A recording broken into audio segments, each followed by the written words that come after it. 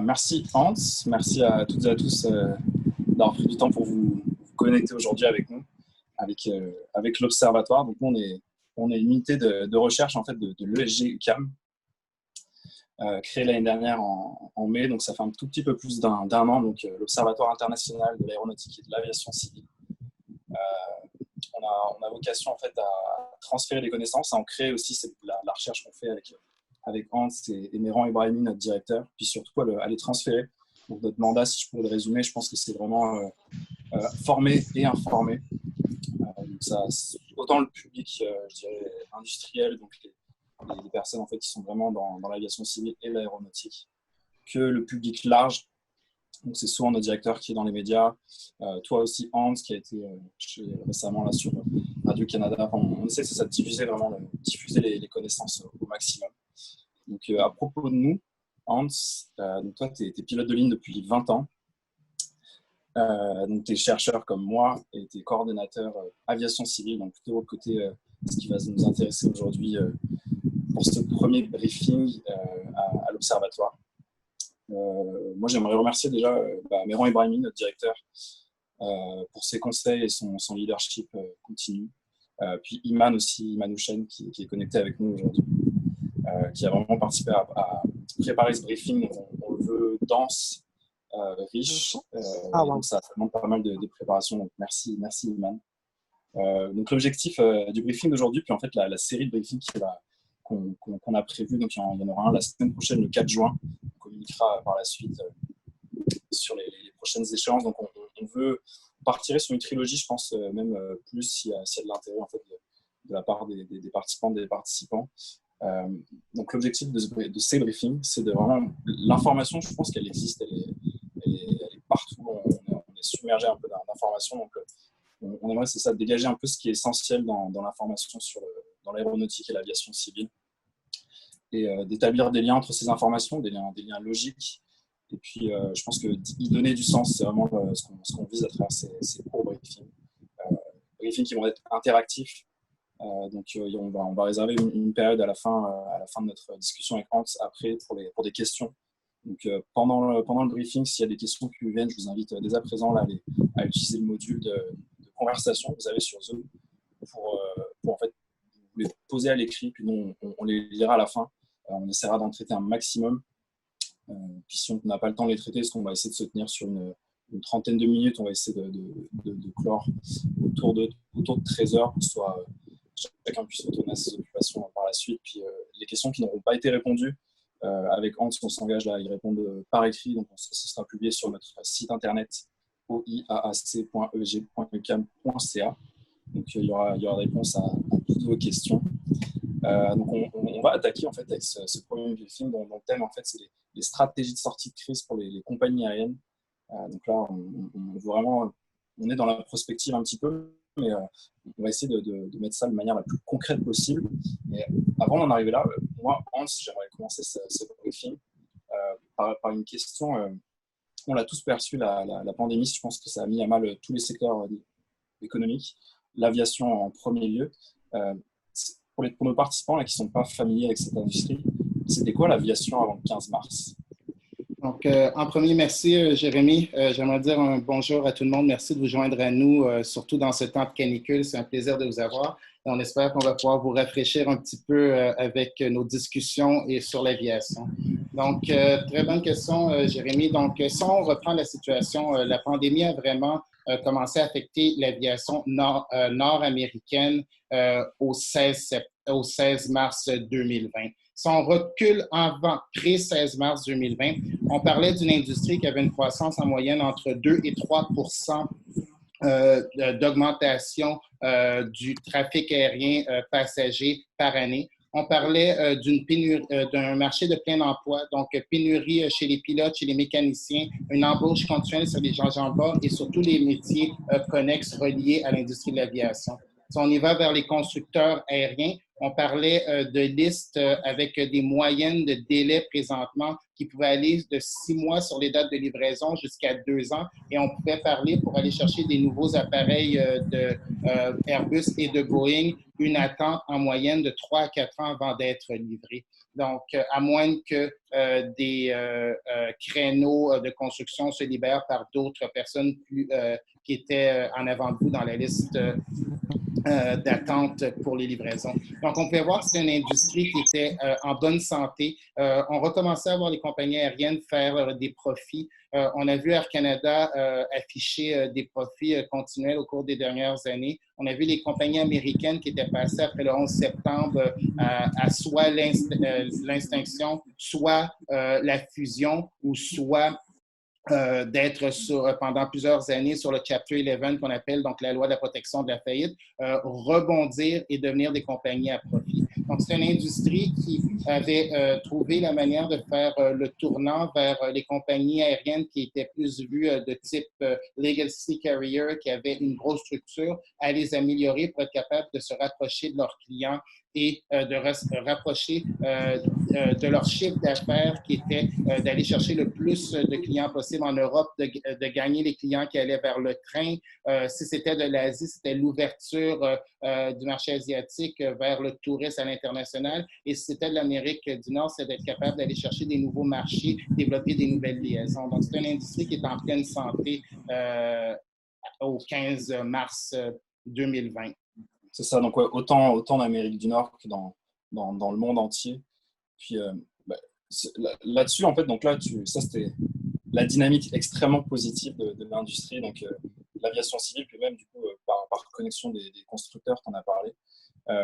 Là, j'aimerais partager avec vous en fait un peu les faits saillants qu'a compilé. Ça, c'est des statistiques je ne sais pas si vous voyez bien mon écran, des statistiques de l'OACI qui a sorti un rapport là, le 20 mai dernier sur un peu les impacts économiques de cette crise. Donc, tu parlais de l'industrie avant le 15 mars. Là, aujourd'hui, je vous présente, c'est des chiffres qui sont connus depuis le 20 mai, l'industrie actuellement. Et donc, ça, c'est vraiment les projections. Là, on voit sur cette carte un peu les performances attendues sur l'année 2020 à l'échelle mondiale.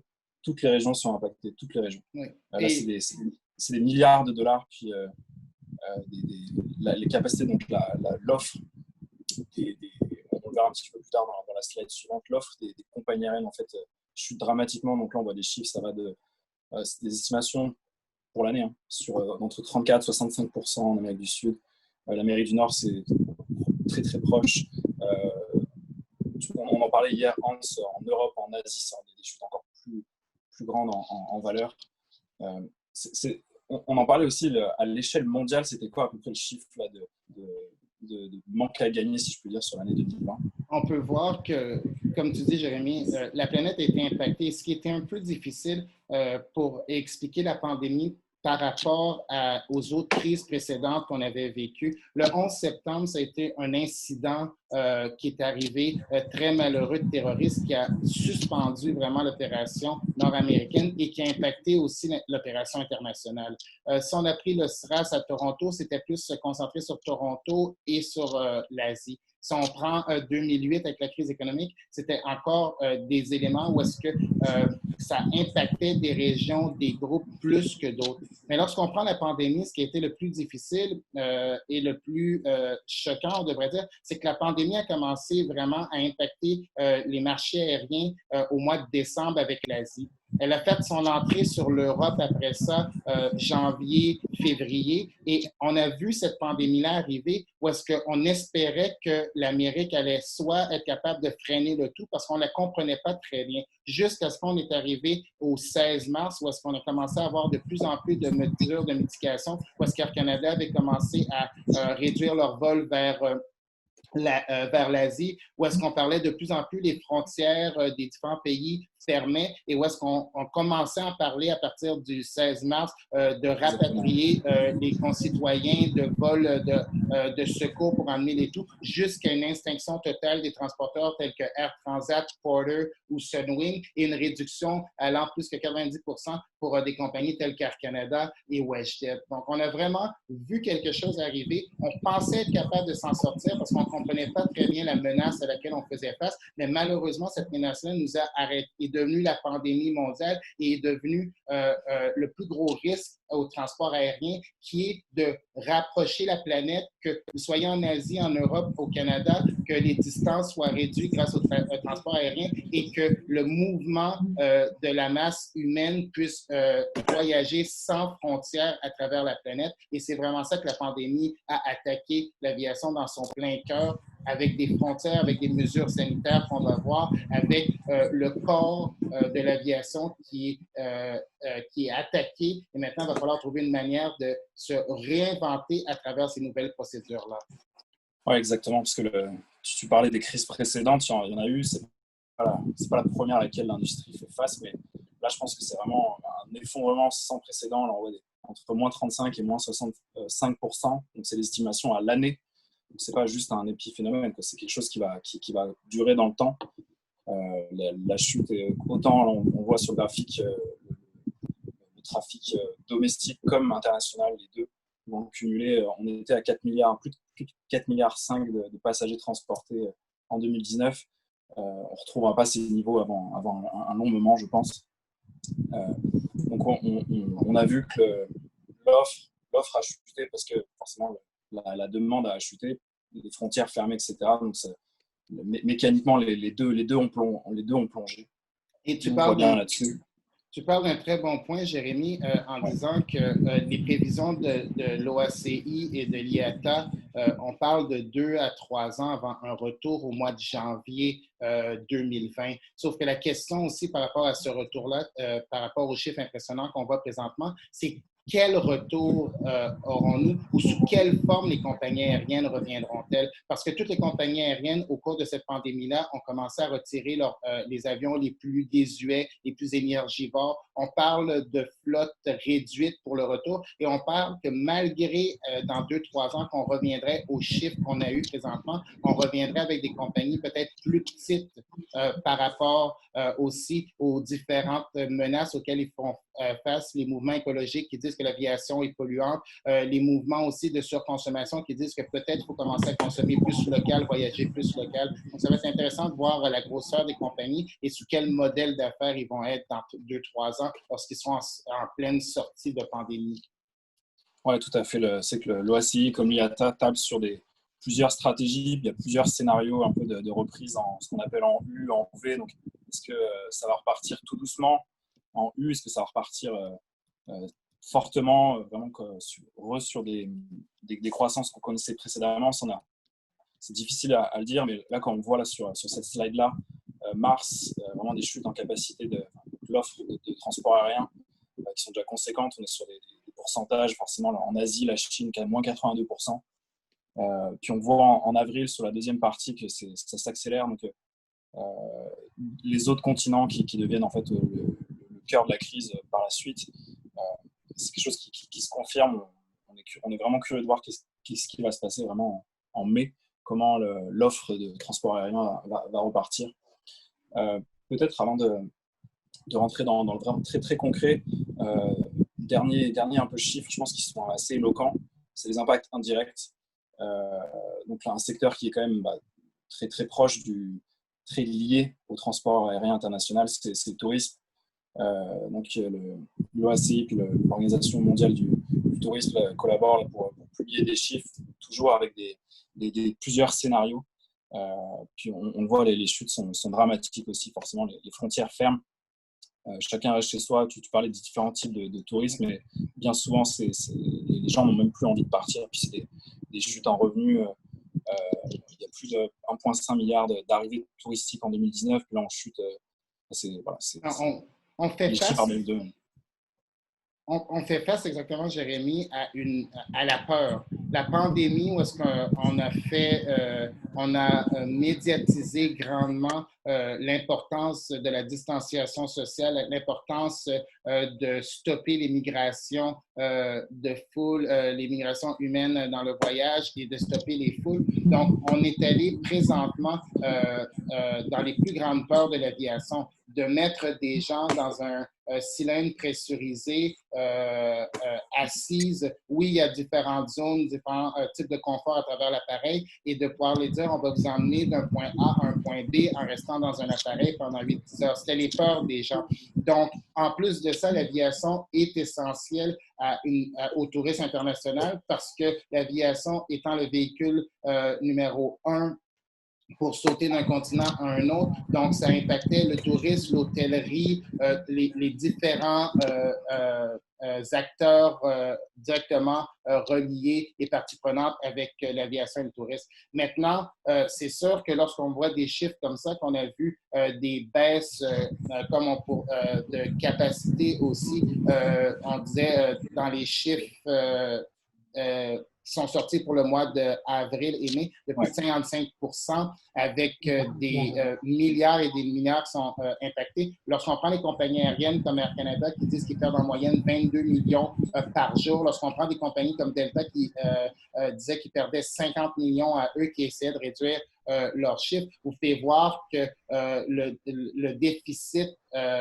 s'accélère rapidement, est exponentiel par rapport à la direction vers la faillite ou vers un point de non-retour pour ces compagnies aériennes-là. Donc, c'est très important que des bonnes actions aient été prises à temps pour préserver et que ce soit le cash flow, puis qu'on en parlera dans les différentes deux autres webinaires qu'on a, mais aussi de préserver la relance future.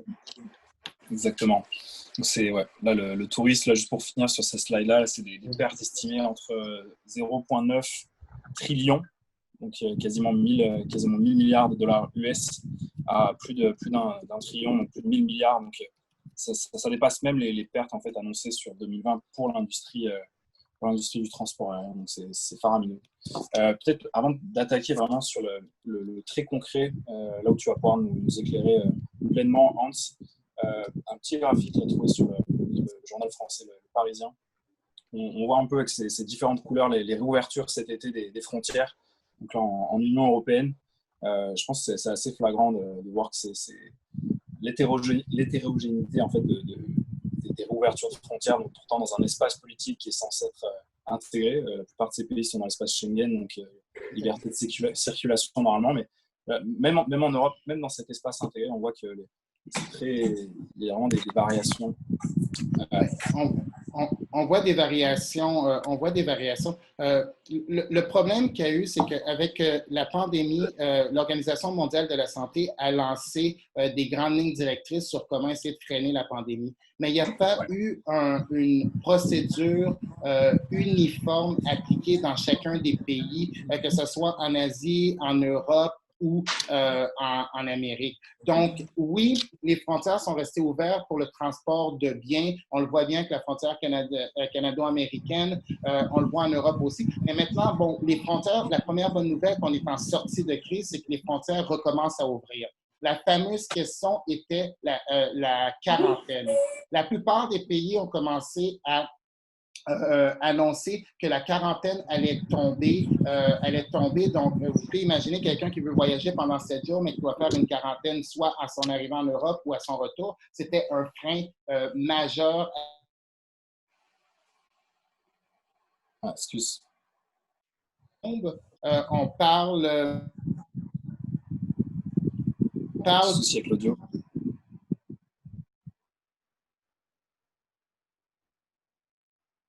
Mesures sanitaires. C'est ça qui est le plus important. Parce que vous avez vu sur la carte que la plupart des pays au 1er juillet auront leurs frontières ouvertes, pas seulement pour l'État Schengen en Europe, mais pour les vols internationaux aussi. Maintenant, c'est des mesures que l'OMS ainsi que l'OACI a mis en place avec l'IATA qui parlait pour être capable de freiner la propagation de la pandémie. On parle de certaines mesures de réduction du pourcentage à bord, donc peut-être 66 des passagers à bord. Ça serait dur d'être capable d'être rentable lorsque, avec un taux de facteur, un taux de remplissage qui est en moyenne entre 78 et 84 pour la plupart des grosses compagnies dans l'an dernier et l'autre année avant. Et certaines avaient de la misère à faire du profit. Imaginez avec 66 On parle d'un passeport médical aussi. Bon, l'accessibilité à des médecins, c'est difficile. Certaines personnes n'ont pas l'accessibilité à des médecins. Comment on va pouvoir contrôler aussi le test et les procédures? On parle que les compagnies vont devoir faire des procédures, l'aéroport vont devoir faire des procédures, les gouvernements vont devoir faire différentes procédures. Donc, on parle en très court terme dans le prochain mois, si on veut voir une relance à temps pour sauver l'été 2020 dans le tourisme international, que beaucoup de procédures vont devoir être mises en place très rapidement et qu'on va avoir besoin d'une unité pour la mise en place de ces procédures-là, mais vous savez que chaque pays sont différents, des réalités différentes ont été frappées différemment. Donc, on voit un énorme défi. Est-ce que, pour être réaliste, à court terme, et lorsqu'on parle à court terme, c'est le mois prochain, on a vu plusieurs compagnies européennes qui relancent des programmes jusqu'à hors de 80 de leurs programmes habituels vont être en mesure de mettre tout ça en place. Je ne pense pas, mais ce qui sauve ces compagnies-là aussi, c'est que le trafic aérien ne sera l'achalandage ne sera pas à son maximum, donc ça va être plus facile d'être capable de mettre la plupart de ces procédures-là pour le moment. Mais lorsqu'on reviendra avec le trafic habituel que les compagnies avaient, est-ce que ça va être réaliste? Sûrement pas. Donc voilà, tu évoquais l'OACI, l'IATA, là, qui essaie de coordonner ça un peu à l'échelle mondiale. Peut-être, je pense, qu'on pourrait maintenant passer un peu à la partie plus micro, en tout cas les court terme pour les compagnies. Au niveau de ces plans de vol qui vont reprendre, qu'est-ce qui est flagrant, qu'est-ce qui est un peu à savoir? Tu parlais de retour, peut-être Ryanair, je ne sais pas, des choses à dire sur ces compagnies-là, oui. Leur manière de procéder. Ryanair, c'est une compagnie, je pense que pour tout le monde qui est en aviation, de proche ou de loin, donne un bon divertissement, que ce soit dans certaines procédures qu'ils avaient déjà lancées, de même penser que des passagers debout pourraient voyager à bord, des éléments comme ça. Un des éléments qui est clair chez Ryanair, c'est que leur modèle est basé sur l'optimisation de leurs appareils qui volent le plus rapidement possible avec des temps au sol le plus court possible et aller chercher le plus de passagers. Avec le prix, oui, les prix sont plus bas, mais vous payez tout. Donc ça, une relance comme ça, c'est une compagnie qui doit aller chercher le plus possible de parts de marché, d'être le plus possible sur le terrain pour que les gens les voient. Est-ce que c'est la réalité de tous? Non. Il y a deux grandes parties qu'on doit différencier. Sommes-nous un transporteur à vol régulier de type Air France, Air Canada, Lufthansa, ou nous sommes un transporteur de type vol nolisé tel que Air Transat, Sunwing ou Condor et d'autres compagnies comme ça? Donc, et pourquoi ça fait une grande différence? C'est que l'autre élément qui fait une énorme différence aussi, c'est avez-vous reçu de l'aide gouvernementale? Parce qu'on sait que plusieurs pays ont soutenu leur compagnie aérienne. À date, dans les pays du G20, le dernier pays qui tarde à soutenir les compagnies aériennes et l'industrie de l'aviation est le Canada. Pourquoi? Tout le monde se pose la question. Il y a eu à maintes reprises le premier ministre fédéral et le ministre fédéral des Finances qui avaient dit qu'ils le supporteraient, mais les compagnies auront besoin de l'aide pour pouvoir relancer. Parce que le fait d'avoir arrêté les compagnies aériennes ou d'avoir cloué les appareils au sol, les équipages, tout ça, pour sauver la liquidité, a un coût, ça va être le coût de relance. Et le coût de relance, il est énorme aussi. On ne parle pas seulement de 1 ou 2 millions, on parle de dizaines de millions de dollars, tout dépendant de la grosseur de la compagnie aérienne. Donc, après ça, dans la relance, les questions à se poser, c'est où est-ce qu'on va? Est-ce qu'on va sur nos destinations fortes ou on va sur le plus de destinations possibles pour aller chercher le plus de passagers possible? Donc, toutes ces questions-là sont des questions que, en plus de ça, vous devez coordonner avec la réouverture éventuelle, si on prend au Canada, de la frontière canadienne pour les vols, pour les voyages non essentiels, et en plus coordonner avec toutes les procédures, que ce soit sanitaires des pays où est-ce que vous voulez aller, et des procédures en plus mises en place pour freiner une deuxième et troisième vague, et en plus soutenir leur propre industrie de l'aviation. Donc, si je le ramène sur les compagnies canadiennes, on a un clash entre les manières de faire. On a Air Canada qui a annoncé à partir du 1er juin une relance de leur programme de vol assez impressif, assez agressif, comparé à une compagnie comme Air Transat et le groupe Transat qui est beaucoup plus prudent en disant nous allons attendre pour être capable de voir est-ce que les passagers vont être dans nos avions lorsque nous relancerons, quelle route allons-nous faire, avec quel appareil et quelle flotte. Les réalités sont complètement différentes aussi. Peut-être là-dessus, sur le parc aérien, je pense que ça, c'est un point assez tranchant, parce qu'il y a la considération écologique, économique qui ont toujours été plus ou moins dans le calcul des compagnies aériennes. Et là, aujourd'hui, sur la reprise, dans les stratégies, qu'est-ce que tu pourrais nous dire sur justement ce changement de parc aérien? Qu'est-ce qui est à prévoir? Bien, présentement, une des choses qui est sûre et certaine, vous l'avez lu dans les journaux, vous l'avez entendu, vous allez fouiller sur les sites Internet des différentes compagnies aériennes, c'est que les compagnies ne reviendront pas avec la même flotte. Si on prend une compagnie comme Air Canada qui a coupé 79 appareils de leur parc aérien, qui est énorme, c'est environ le tiers de leur flotte, mais c'est des appareils qui étaient déjà désuets, énergivores, qui avaient un plan d'être retirés. Donc, présentement, les compagnies vont relancer avec leurs appareils les plus économiques et les appareils aussi qui sont forcés de payer, parce que vous savez que les baux de location, ils ont eu peut-être la chance de repousser le paiement de ces baux de location-là, mais ils ont dû quand même ils doivent payer ces baux-là. Donc, ces appareils-là vont être utilisés. La grosseur des appareils aussi. Si on était habitué, exemple, de mettre un Airbus 330 ou un Boeing 777, on va aller avec un peu plus petit si possible. Si on a aussi la capacité et la chance de le faire. Pas toutes les compagnies qui ont assez d'appareils pour être capables de dire « je délaisse ceux-ci, je mets des plus petits appareils ». On sait que les premiers passagers qui devraient revenir sont les friends and relatives, donc ceux qui vont retourner visiter la famille, les amis. On a eu beaucoup de décès avec la pandémie à l'international, donc beaucoup de personnes vont vouloir rentrer.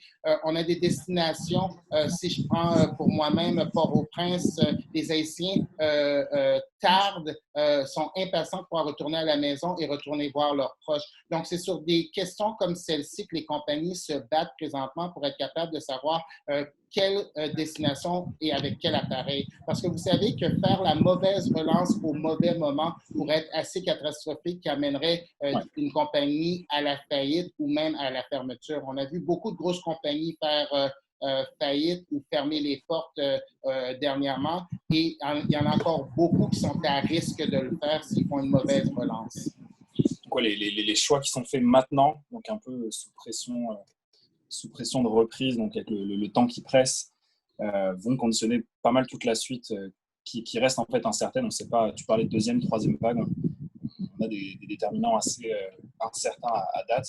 Peut-être pour finir sur ce grand point-là, est-ce que tu pourrais nous donner des points, des détails sur, tu parlais de destination, qu'est-ce qui va en être du domestique, du local, pour faire un lien avec le tourisme? On parlait de tourisme tantôt. Est-ce qu'il va y avoir des influences sur les politiques il va y avoir une influence des politiques de tourisme local, comme on peut le connaître au Québec, sur les compagnies aériennes? Oui, c'est sûr. Je réponds à ça. Puis Jérémy, après, je pense qu'on approche l'heure, donc on pourra peut-être répondre à quelques questions avant de couper. Bien sûr. Les destinations, le tourisme local. vous avez entendu que le mouvement de plus en plus acheter local, mais le voyager local et le tourisme local est un des éléments. Si on prend un pays comme le Canada, le tourisme, on peut le faire à l'intérieur du pays, d'aller à Vancouver, à la Calgary. Il y a beaucoup de personnes qui ne sont même pas encore allées à Toronto ou dans d'autres villes. Donc, c'est sûr que les compagnies aériennes vont devoir voir est-ce qu'on peut s'établir plus sur le marché domestique présentement pour être capable d'aller chercher de ces parts de marché-là. Parce que ne se le cachons pas, beaucoup de personnes vont hésiter un petit peu avant de prendre l'avion, d'aller dans un autre pays. La peur de la pandémie va être à risque. La peur de la pandémie va mettre l'aviation à risque. Maintenant, est-ce qu'on a les moyens? Vous savez que si on prend une compagnie comme Sunwing ou Air Transat qui décide de faire plus de domestiques, il y a WestJet et Air Canada qui les attendent de pied ferme sur ce marché-là, plus d'autres compagnies low cost. Donc, ce n'est pas parce qu'on veut aller sur un nouveau marché qu'on va pouvoir aller sur ce nouveau marché-là. Un autre des éléments que vous avez sûrement pu voir, c'est le cargo. Beaucoup de personnes veulent se lancer dans la manne cargo présentement. Ce n'est pas tout le monde qui a l'opportunité de le faire, qui l'a sur son certificat d'exploitation. Et ce n'est pas tout le monde qui a l'expertise aussi. Présentement, il y a beaucoup de cargo, donc ça paraît alléchant de se lancer dans ça, mais vous savez que ça peut devenir de juste se lancer sans faire les calculs, les études, tout ça, peut encore là être une erreur fatale pour une compagnie aérienne. Donc, il va falloir faire attention à ces opportunités-là qui semblent très alléchantes pour le moment, mais qui ont un revers qui pourrait vous emmener encore plus profond dans votre tombe que vous l'êtes présentement sans cette opportunité-là. Jérémy, veux-tu qu'on réponde à une ou deux questions peut-être? Oui, exactement. On en a une là, qui vient de rentrer de Laurence. Oui. Donc, elle nous demande, elle dit dans les derniers jours, les médias ont parlé de lever certaines restrictions, de la reprise des vols internationaux. Je pense que c'est en lien avec la réouverture des frontières également. Certains médias mettent plus d'emphase concernant la possibilité de voyager à l'international que les restrictions. Est-ce qu'il y a une source plus fiable qu'une autre à suivre? Je pense que c'est plus une question de fond qui touche même pas que l'aviation en fait. Est-ce que sur ces choses-là qui sont un peu, tout le monde attend, on est en déconfinement, tout le monde arrête là avec les chaleurs peut-être de sortir de sa ville. C'est quoi les sources fiables? Je pense qu'elle nous pose ça un peu. Une des premières questions, éléments, c'est même si les compagnies aériennes veulent repartir, ils doivent attendre de voir les politiques du ministère des Affaires étrangères et les discussions que le gouvernement fédéral a avec les autres gouvernements. Après ça, deux autres éléments qui rentrent en ligne de compte. Les politiques de l'Organisation mondiale de la santé sont et les politiques de l'Organisation de l'aviation civile internationale sur ce qui doit être mis en place pour pouvoir ne pas devenir le vecteur de propagation de la deuxième et troisième phase en aviation. Donc, présentement, les compagnies, autant qu'ils veulent repartir, qu'ils doivent repartir, malheureusement, n'ont pas le pouvoir décisionnel dans leurs mains de décider que c'est maintenant qu'on le fait. Tant que les frontières, et vous avez vu que les frontières européennes sont ouvertes pour l'État Schengen à l'intérieur de l'Europe pour les pays, mais pour les vols internationaux en provenance du Canada ou des autres endroits, ça va souvent au 1er juillet, certains plus tard en juillet, et d'autres n'ont pas autorisé encore les vols internationaux des compagnies hors Europe. Donc, ça veut dire que ces procédures-là risquent de changer à tout bout de champ au cours des prochaines semaines jusqu'à ce que le Canada lui-même puisse annoncer que les voyages non essentiels peuvent reprendre. Donc, on spécule vers le 1er juillet, mais on n'a aucune certitude et c'est pour ça que les compagnies aériennes sont prudentes. Ils lancent un programme parce que vous savez que pour remplir les avions, en plus de dire qu'on va voler, on doit faire du marketing, ça prend du temps, on doit avoir des bonnes campagnes de publicité et ça prend du temps à mettre en place pour emmener les passagers dans les avions. Donc, c'est pour ça que malheureusement, on vit dans un monde de spéculation présentement et on ne peut pas en vouloir aux compagnies parce que autant qu'ils spéculent, autant que tout le monde spécule sur la réouverture, quand est-ce qu'elle va arriver, personne ne le sait, personne n'a la réponse. Et si vous avez la réponse, s'il vous plaît, partagez-la avec moi. Nous serions millionnaires, milliardaires avant la fin de la semaine. Merci, Anne. Je pense qu'on va, nous, en tant qu'observatoire, on va s'efforcer aussi de donner un peu plus les signaux faibles et qu'est-ce qui pourra en advenir sans toutefois exploiter cette spéculation. Donc, sur l'OMS, l'OACI, ça on ne répète jamais assez, l'IATA, donc toutes ces organisations internationales qui elles, coordonnent à l'échelle planétaire.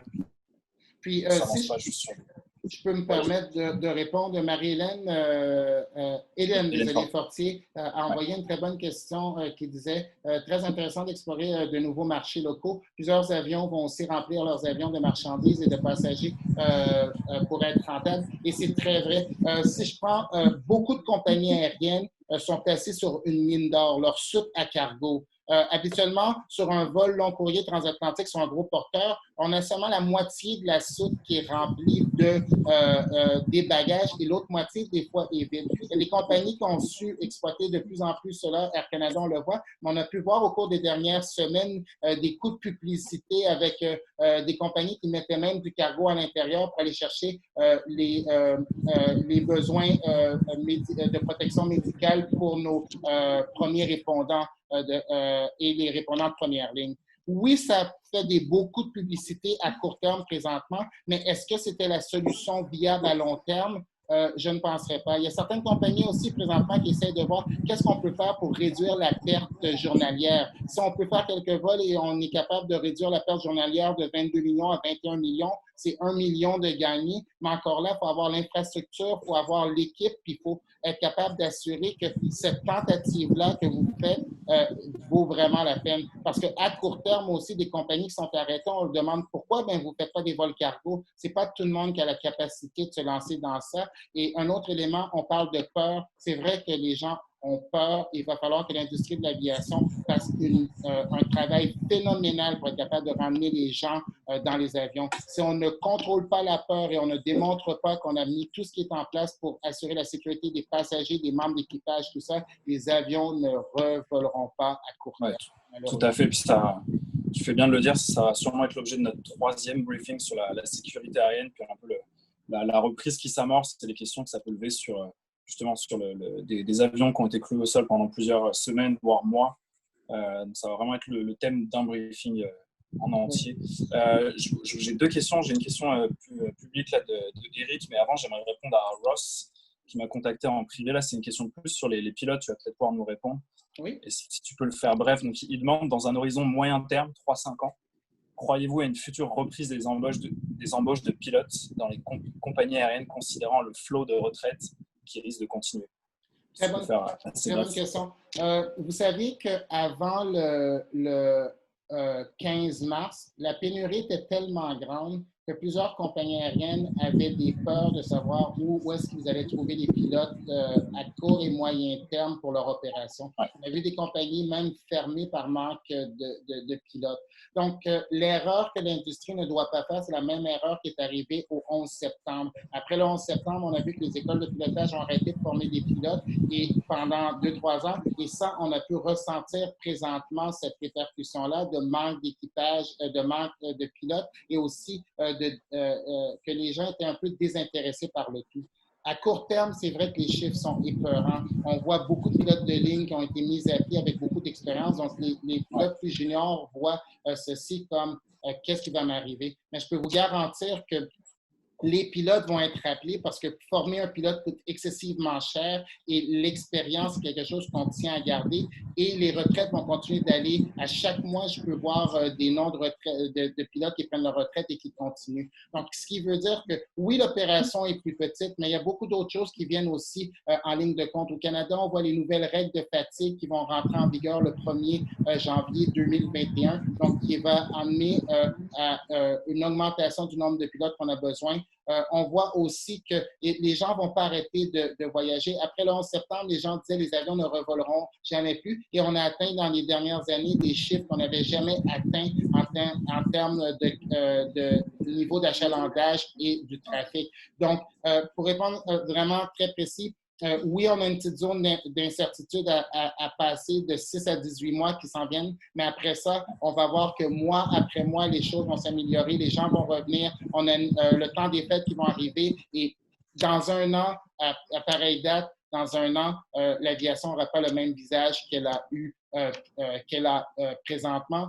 et les gens devraient être de retour dans leur siège. Et rappelez-vous que l'aviation est dotée de personnes qui ont une capacité d'adaptation phénoménale et surtout qui sont autant déterminées qu'entêtées, et souvent ça se mélange, et c'est des qualités nécessaires pour être capable de rebondir face à toutes les crises qu'ils ont eues, et c'est pas la dernière crise qu'on aura. Donc les pilotes continueront à être dans les cockpits, on aura besoin de pilotes et on va continuer d'avoir un avenir un avenir sans turbulence une fois qu'on va quitter la tempête dans les prochains mois.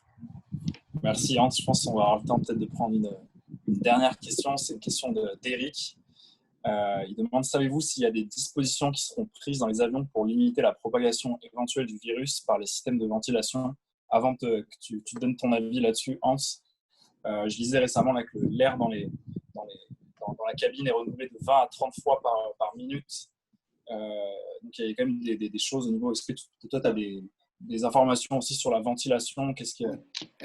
C'est très intéressant ce que vous dites, Ouais. cette question-là, parce que c'est la question de leur...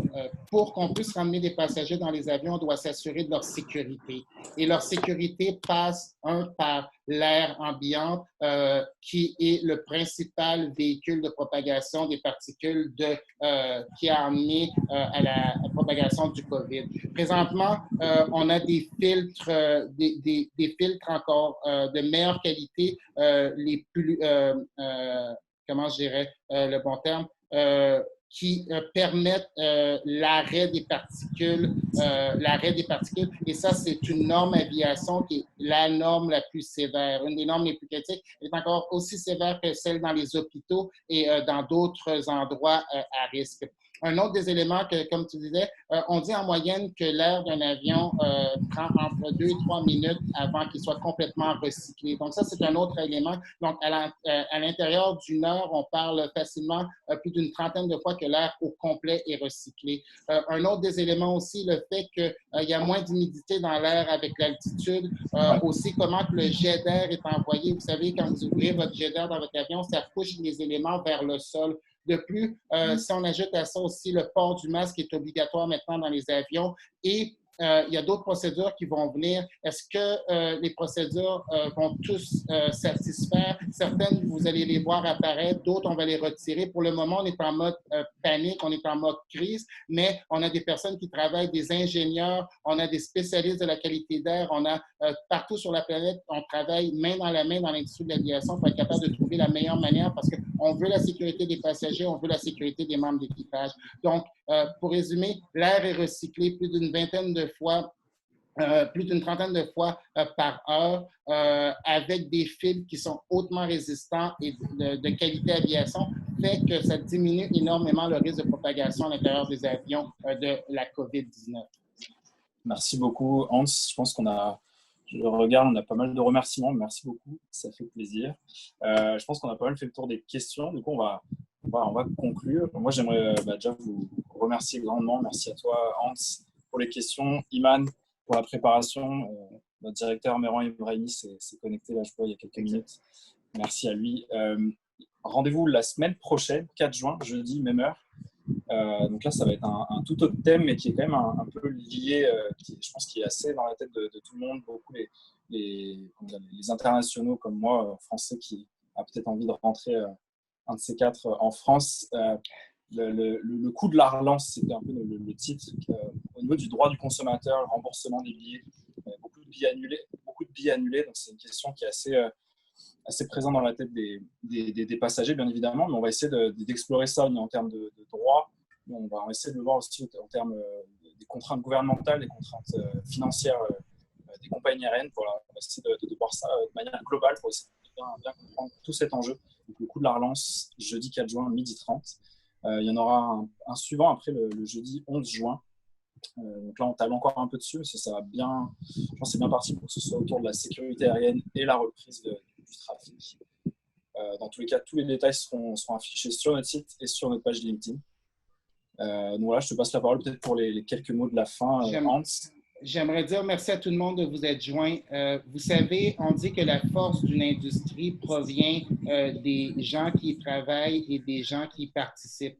Donc, de pouvoir vous voir tous ici ensemble, échanger sur les différentes questions et sur la situation de l'industrie de l'aviation, ça me touche au cœur que vous donnez la chance à l'Observatoire de vous accompagner à travers ce flot d'informations continuelles. Je pense que c'est une chance inespérée. Je vous invite à suivre aussi l'Observatoire sur les réseaux sociaux autant que sur le site parce qu'on va essayer à partir de maintenant d'être là pour non seulement des webinaires comme ça, mais pour aussi documenter, parler, expliquer lorsque des éléments de l'aviation. Hier, il y avait le lancement, le retour du lancement des Américains vers l'espace qui a été repoussé qui a été repoussé à samedi. Donc, des éléments comme ça, on aimerait ça pouvoir vous accompagner à travers les différentes nouvelles de l'aviation. Et rappelez-vous, un des éléments le plus important, c'est que on dit souvent que l'importance de se pousser, d'aller chercher des questions, des réponses, de questionner pour être capable de s'améliorer, mais c'est ça le rôle numéro un de l'aviation, de l'Observatoire. À travers la recherche, à travers ce que M. Ibrahimi fait, Jérémy, vous tous qui sommes universitaires, qui sommes membres d'équipage, qui sommes dans l'aviation ou juste intéressés, vous aidez à tous les jours à rendre cette industrie-là plus sécuritaire, plus forte et à voler dans les plus hauts cieux. Donc, je vous remercie. Je vous je vous souhaite une excellente journée, puis je vous dis à jeudi prochain et je vous souhaite une semaine sans turbulence et profitez du beau temps. Salut, merci à tous. Merci. Bonne journée. Bye bye.